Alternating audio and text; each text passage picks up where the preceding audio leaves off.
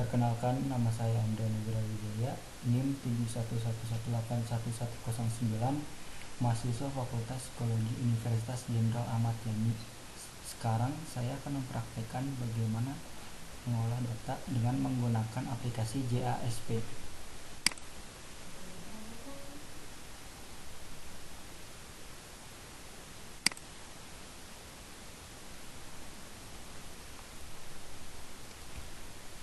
Pertama-tama kita ubah dulu semua data yang ada di sini, yang kolom-kolomnya diubah menjadi scale, semuanya diubah menjadi scale.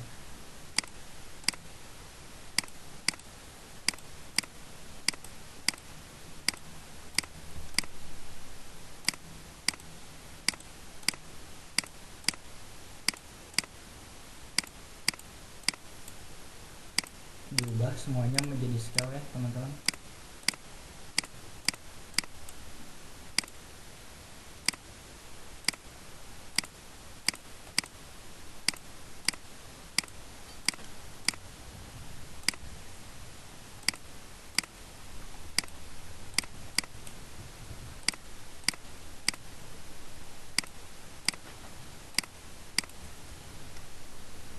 Jika semuanya sudah di scale, sekarang kita akan menguji reliabilitasnya. Sekarang kita pencet reliabilitas dan klik single test reliability analysis. Selanjutnya semua data yang ada di sini kita pindahkan ke variabel.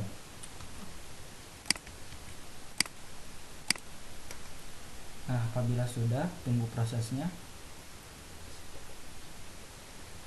Dan kan terlihat di sini datanya masih McDonald's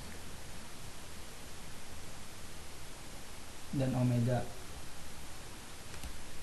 Nah, di sini terlihat itemnya ada 3 dan data yang 3 ini termasuk polikotomi. Nah, apabila sudah, kita ubah menjadi Cronbach alpha. Caranya dengan klik single test reliability, Cronbach alpha, McDonald's, Cronbach alpha, if item drop, dan item set correlation.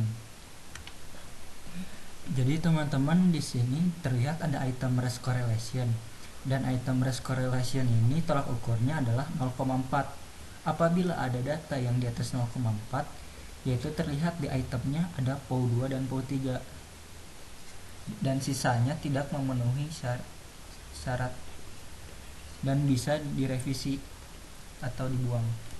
Apabila datanya sudah begini, sekarang kita akan menguji datanya, validitasnya, dan dengan mengetik faktor. Klik confirmatory factor analysis, lalu bikin 3 bagian.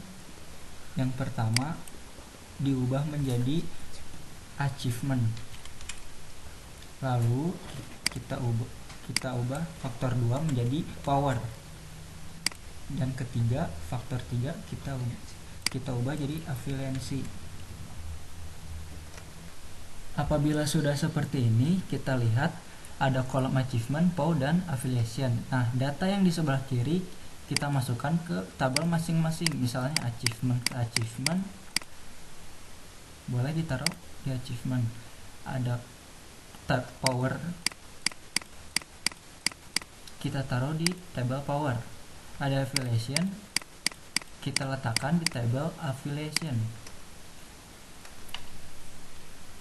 Nah, teman-teman, di sini kan ada chi-square test dan factor loading. Sekarang kita akan membuat tabel baru dengan cara kita mengklik additional output, terus kita klik additional fit measures R-square. Nah, di sini muncul tabel baru, teman-teman. Jadi, teman-teman, sekarang ada tabel additional fit measure, dan di sini ada index comparative fit index CFI. Nah, dilihat value-nya 0,620, sementara yang value itu 0,90, jadi ini tidak valid. Nah, setelahnya itu kita melihat di tabel other fit measures ada root mean square error of approximation RMCAA. Nah, di sini value-nya 0,083, sementara yang valid itu 0, di bawah 0,05. Jadi ini tidak valid value-nya. Nah, yang selanjutnya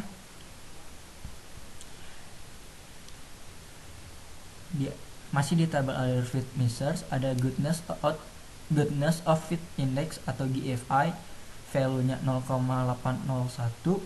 Nah, ini tidak valid. Yang valid itu adalah 0 sama dengan 0,90.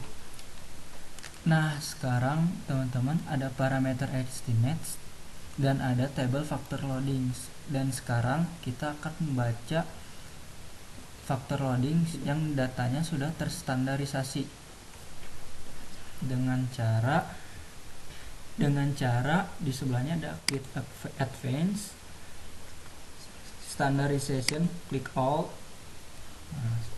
Nah, sekarang tabelnya sudah muncul, tabel factor loading. Nah, di tabel parameter estimate di factor loading bisa dilihat paling kanan standar estimate. Nah, tolak ukur standar estimate itu yaitu di atas 0,4. Sementara di sini datanya banyak yang di atas 0,4 maupun di bawah 0,4. Sekarang kita melihat frekuensi individual item reliability statistik, yaitu table item risk correlation. Tolak ukur item risk correlation ini adalah value-nya 0,5. Sementara di sini masih banyak data yang di bawah 0,5.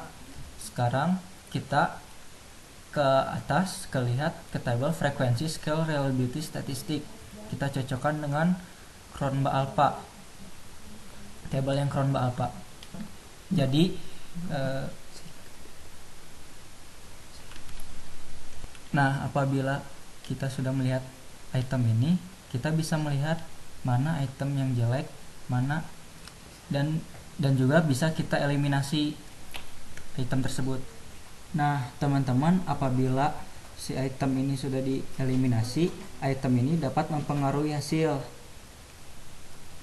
Nah, dari semua kesimpulan alat tes ini bisa disimpulkan alat tes ini tidak reliable karena dilihat dari Cronbach alpha yaitu 0,7, sementara item risk correlation masih banyak yang di bawah 0,4. Yang di atas 0,4 itu adalah hanya power 2 dan power 3. Nah, kemudian data-data dari alat ukur ini kemudian tidak valid. Disebut tidak valid karena ada 4 data yang disebut C-square, CFI, RMSA dan juga GFI. Jadi dapat disimpulkan dari keempat tabel ini tidak valid. Sekian, jadi itu teman-teman kesimpulannya dari semua 4 tabel di atas ini, dan alat ukur ini sebenarnya tidak valid dan tidak memenuhi syarat. Nah, sekian tutorial dari saya. Nama saya Andri Nugraha Wijaya, NIM 711811109, mahasiswa Fakultas Psikologi Unjani. Dengan ini pamit undur diri. Assalamualaikum warahmatullahi wabarakatuh.